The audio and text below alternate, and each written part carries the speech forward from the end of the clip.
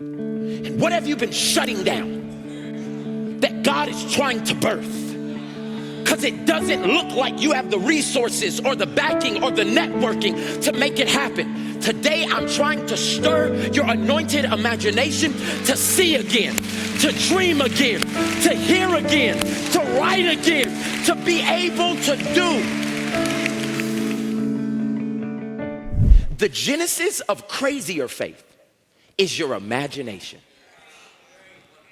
And the problem with most of us who are watching this message right now is that we have become so practical that we have lost the tool that God has given us to be able to create a different situation from what we're currently experiencing because somebody told us that was for kids. And God sent me here on assignment today to wake your imagination up again. Because the thing, look at her, the little golf class, because you don't even know how to do it. Because you're thinking so practical right now. But by the end of this message, your imagination is going to be more valuable to you than anything that you walked in here with. Look at Genesis chapter 1, verse 27. I love the Bible. So God created human beings in his own, what is that word? What is the word? What's the root word of imagination? Genesis 1:27, out of every word God could have said, he said God created every human in his image. And in the image or the imagination of God, he created them, both male and female. He created them. Have you ever thought about it like this? Me and you were God's imagination. And I must say so, he did a good job. Somebody look at your neighbor and say, he did good. He did good. This is the first time that we see this idea of the imagination being the thing that creates things.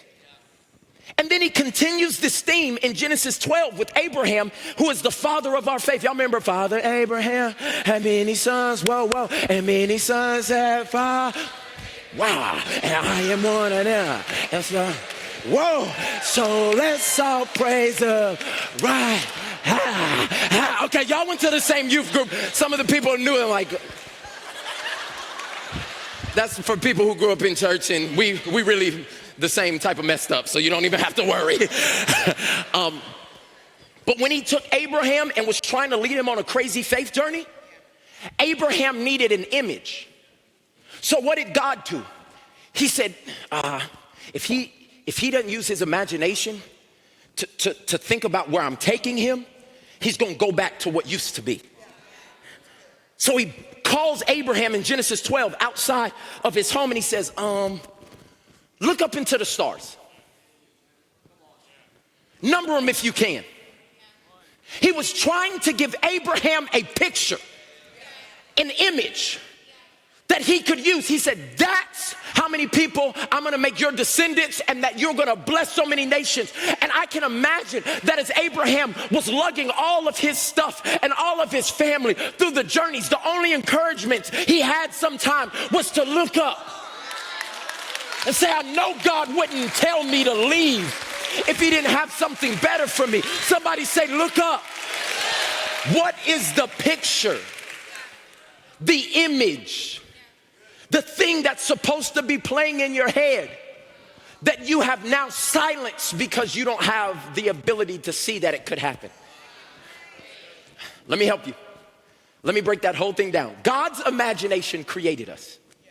We are created in his image, therefore we can also create with imagination. I'm gonna say it again, because that was too deep for some of y'all. Some of y'all, let me come up. God's imagination created us. We were created in his image. Therefore, we can also create with imagination. Today, I have a specific assignment in the next 20 minutes. It's to unlock somebody's imagination. Let me give you the title of the message: Unlocking an Anointed Imagination. Okay, now let me help you. Unlocking, what do you mean, Pastor Mike? To open or set free. Some of y'all's imagination has been so chained up. And God said today it's going to be free again. Anointed, watch this. So many people think this is a deep word and it's so spiritual, but it's very simple. All anointed means is God's approval. Like when something is anointed, it has God's approval. And when you have God's approval, it makes it easy, or you get divine enablement. Like something, have you ever done something and it felt easier than it was supposed to feel? That was God's approval on something.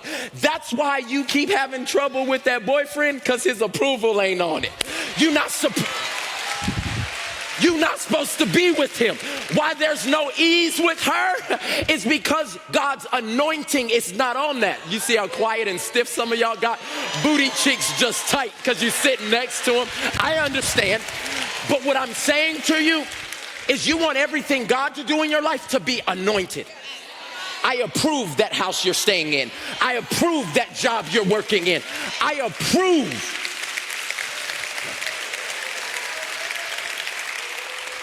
So we want to unlock the anointed imagination. Now write this down or take this in. Imagination is the ability of the mind to create new ideas or pictures, not present to the senses yet. I can't see it, taste it, touch it, feel it.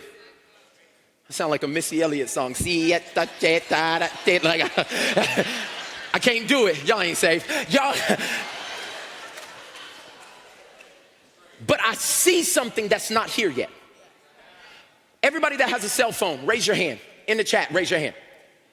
That cell phone was somebody's imagination 30 years ago.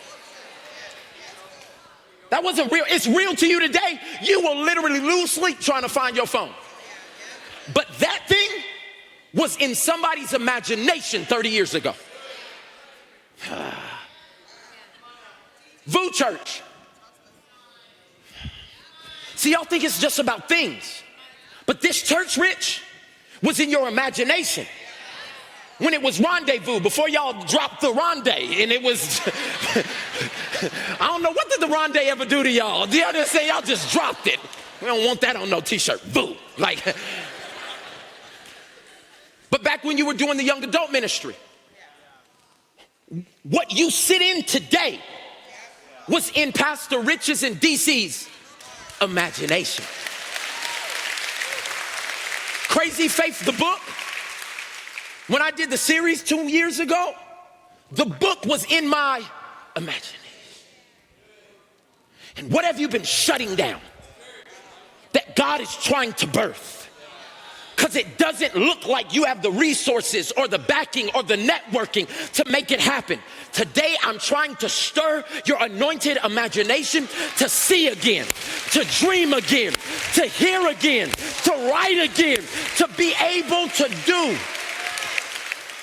At TBN, our mission is to use every available means to reach as many individuals and families as possible with the life-changing gospel of Jesus Christ. Thank you for helping make the gospel of grace go around the world.